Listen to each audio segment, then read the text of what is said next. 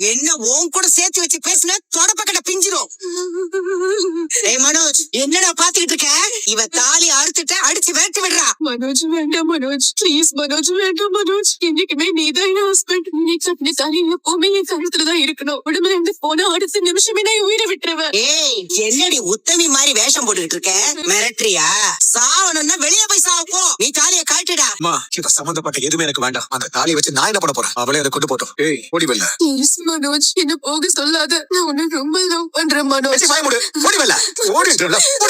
இனிமே உனக்கு எனக்கு இந்த ஜென்மத்துல எந்த உறவும் இல்ல. என் கண்ணுல இனிமே நீ பட்ட நான் உன்னை கொன்னுடுவேன். ரொம்ப தேங்க்ஸ் மீனா. இந்த வீட்ல என்ன பத்தி எல்லா உண்மையும் தெரிஞ்சது உனக்கு மட்டும்தான். யாருக்கிட்டயும் சொல்ல மாட்டேன்னு சொல்லிட்டு முத்துக்கிட்ட எல்லாத்தையும் சொல்லிட்டல்ல. இப்போ உனக்கு சந்தோஷம் தானே? என்னடி சொல்லிட்டு போறா அவ? உனக்கு அவளோட உண்மையெல்லாம் தெரியுமா? உண்மையதான் முன்னாடியே தெரியுமா? சொல்லு மீனா, உனக்கு தெரியுமா? தெரியும். எப்ப தெரியும் உனக்கு? கேக்குறாருல, சொல்லுடி. அவளோட நீ கூட்டு கலவானியா?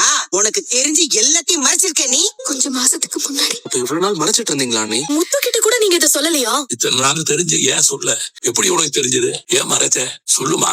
இப்படி எல்லாரும் கூட்டமா சரி பண்ணி என் பையன் வாழ்க்கையில கெடுத்துட்டீங்க. ஏன் இப்படி பண்ணி? இல்லங்க, குடும்பத்துல எதுவும் தப்பா நடந்துடக் கூடாதுன்னு தான்.